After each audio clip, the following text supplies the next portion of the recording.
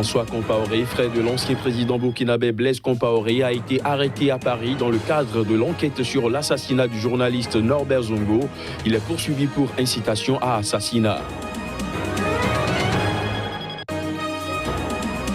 Au Sénégal, des centaines de partisans du maire de Dakar, Khalifa Sall, emprisonné depuis mars, ont manifesté pour demander sa libération, alors que la justice demande la levée de son immunité parlementaire.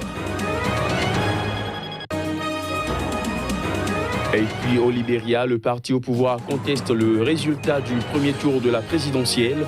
Dénonçant des fraudes à grande échelle, le parti de l'Unité a annoncé qu'il allait saisir la commission électorale.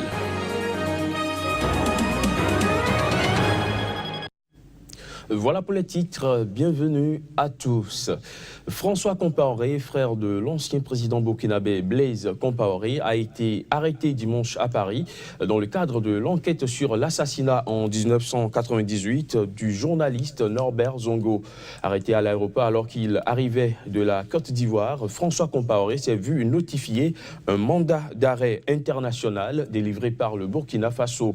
Il se trouvait dimanche dans les locaux de la police aux frontières et doit être présenté à la justice sous 48 heures. François Compaoré est réclamé par le Burkina Faso depuis mai 2017 dans le cadre de l'enquête sur l'assassinat du journaliste d'investigation Norbert Zongo et de 3 de ses compagnons. Il est poursuivi pour incitation à assassinat.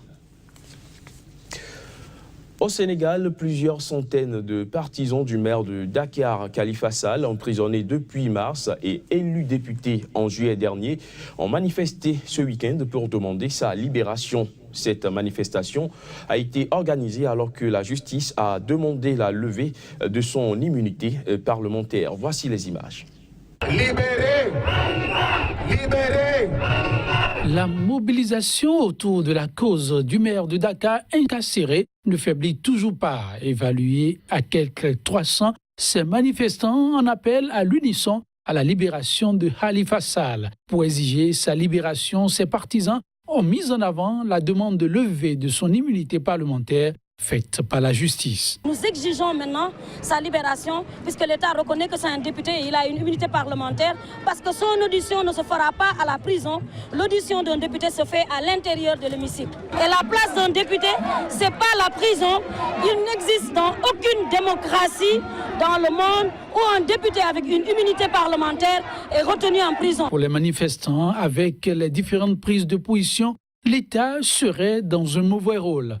Si l'État s'entête à continuer à violer la Constitution, à violer les lois, la justice même viole la loi, donc nous, le soutien et militant Khalifa Ababacar Sall, nous allons mener un combat de rue, un combat politique. Parce que nous sommes convaincus qu'aujourd'hui, le combat n'est plus un combat judiciaire.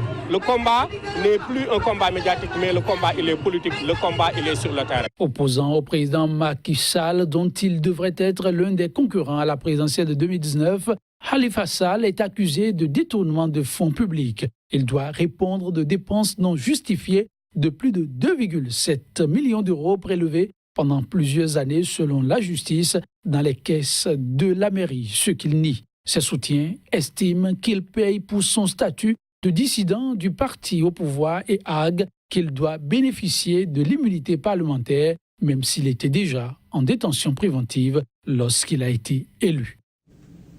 En bref, au Libéria, le parti au pouvoir a contesté le résultat du premier tour de la présidentielle du 10 octobre dernier. Dénonçant des fraudes systématiques à grande échelle, le parti de l'Unité a annoncé dans un communiqué signé de 2 autres partis qu'il allait saisir la commission électorale.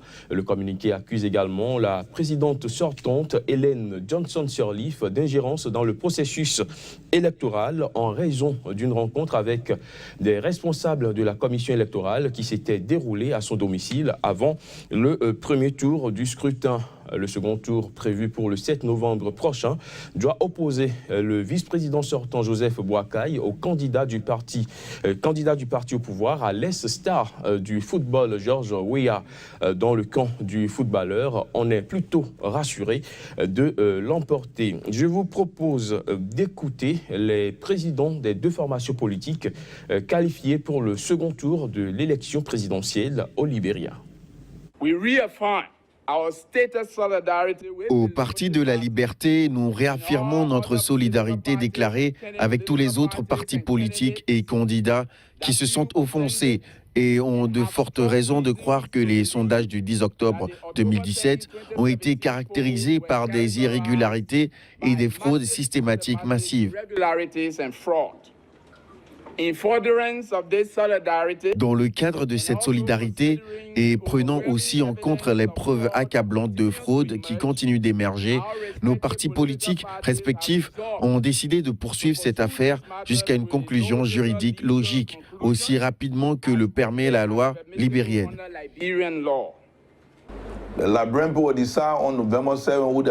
Le peuple libérien décidera le 7 novembre qui sera son chef entre le Parti de l'Unité et le CDC. Si le Parti de l'Unité a peur, ils peuvent aller s'asseoir. En 2011, nous avons dit que nous n'allions pas aux élections et ils ont eu des élections à un seul parti. Les élections auront lieu. Ceux qui ont perdu ces élections devraient accepter les résultats. Au Kenya, l'opposant historique Raila Odinga, qui a boycotté la présidentielle de jeudi dernier, a prévenu que les Kenyans ne se laisseraient pas gouverner par les armes. C'était lors d'un discours dans un bidonville de Nairobi, théâtre de heurts violents entre ses partisans et la police. Plus de précisions à travers ces images. Depuis le toit de sa voiture, après avoir assisté à une messe, le chef de la coalition d'opposition NASA, Raila Odinga, s'est une nouvelle fois encore adressé à ses partisans. Nous disons à Uhuru Kenyatta qu'il ne peut pas gouverner par les armes. Les Kenyans ne se laisseront pas gouverner par les armes. Vous avez vu ce qui s'est passé à Kisumu, Siaya et d'autres endroits. Vous ne pouvez pas tuer des gens parce qu'ils ne sont pas allés voter.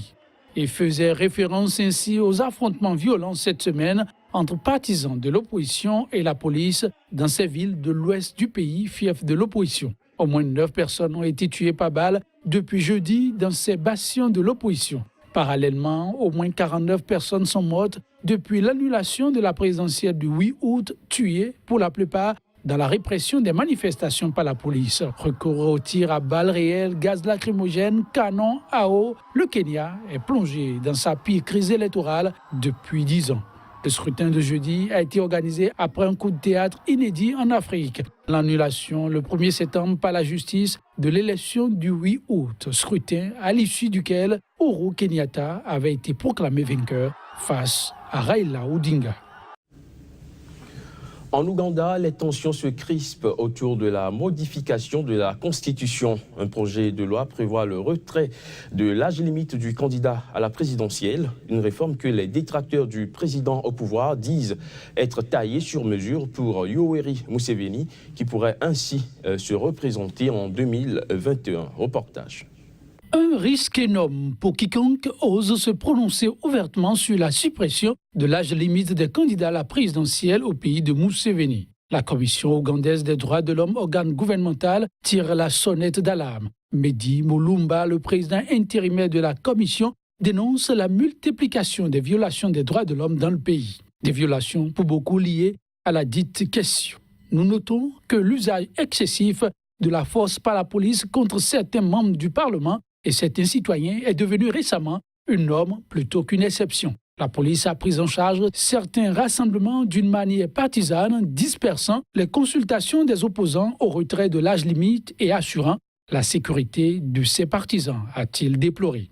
Un constat qui malheureusement n'est pas à ce seul niveau. Le nombre croissant de violations des droits de l'homme a conduit, il y a moins de mois, l'organisation Chapter 4 à lancer un projet de recensement en ligne de ces cas. En tout, 132 cas ont été documentés et vérifiés. Certains d'entre eux devraient aller en justice prochainement.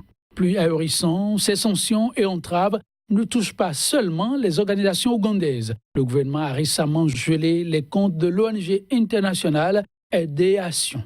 Au pouvoir depuis 1986, le président Yoweri Museveni, âgé aujourd'hui de 73 ans, ne peut pas se représenter en 2021 pour un 6e mandat consécutif, l'âge limite étant de 75 ans. À raison donc, le projet de loi portant retrait de la limite des candidats à la présidentielle focalise l'attention.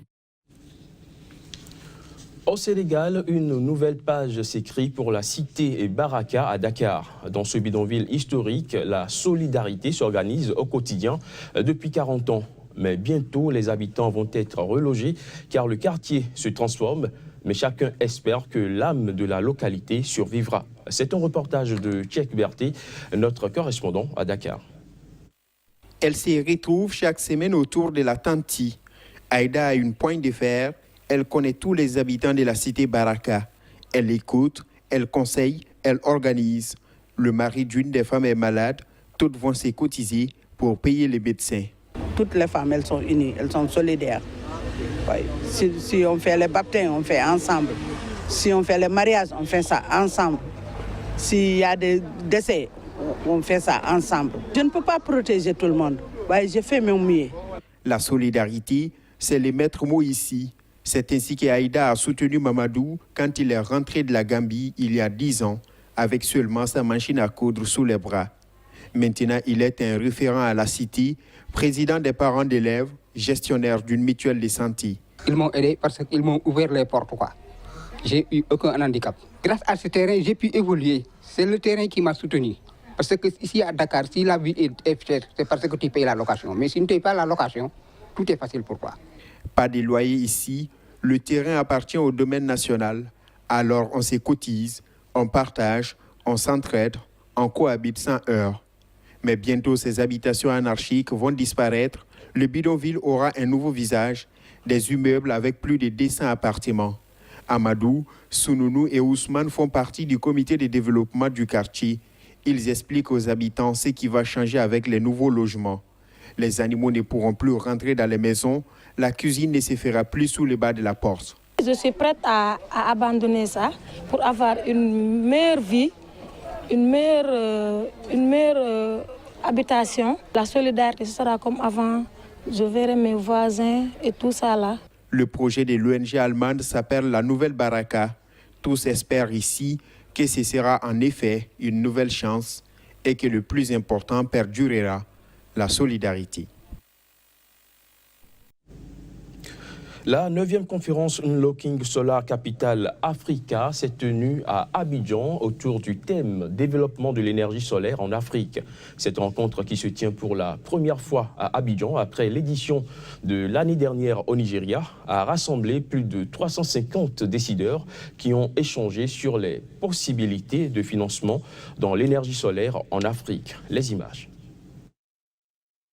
En Côte d'Ivoire, l'électricité produite provient de 85% du thermique et à 15% d'hydroélectricité. Idem pour le Sénégal qui a 90% du thermique et à 10% d'hydroélectricité, contrairement au Bénin qui importe 90% de sa consommation du Nigeria, du Ghana et de la Côte d'Ivoire. Pour réduire ce déficit, les gouvernements sont appelés à intégrer les technologies solaires dans leur stratégie nationale d'électrification afin de mettre en marche une révolution verte d'ici 2023 et des produits 1 gigawatt d'électricité voltaïque connectés au réseau national. Les pays de l'Afrique de l'Est ont pris une bonne option pour remporter ce pari. Par exemple, au Rwanda, ce qu'ils ont fait, ils ont découpé le pays en disant il y a des endroits où il y a de l'eau, là on va faciliter l'accès à la production hydraulique. Dans les montagnes qui sont inaccessibles, ça nous coûterait trop cher de faire le réseau électrique normal, on va faire ce qu'on appelle le solaire décentralisé. Et en Afrique de l'Ouest, ces expériences sont dans les cartons. La conférence Unlocking Solar Capital Africa, qui rassemble annuellement plus de 350 décideurs, attirés par l'investissement dans l'énergie solaire en Afrique, African Guarantee Fund, basé à Nairobi au Kenya, a développé depuis quelques années une politique de financement des PME, la finance verte. Ces politiques contribueront à orienter les efforts de la région ouest-africaine vers l'utilisation de technologies et de ressources énergétiques durables en vue notamment d'atteindre l'accès universel à l'énergie. Une autre rencontre initiée cette fois-ci par ce Fonds africain de garantie se tiendra à Abidjan en octobre 2018 pour mobiliser plus de décideurs afin de permettre au continent de tirer vraiment profit du soleil. Voilà qui vient mettre un terme à cette édition. Merci de l'avoir suivi.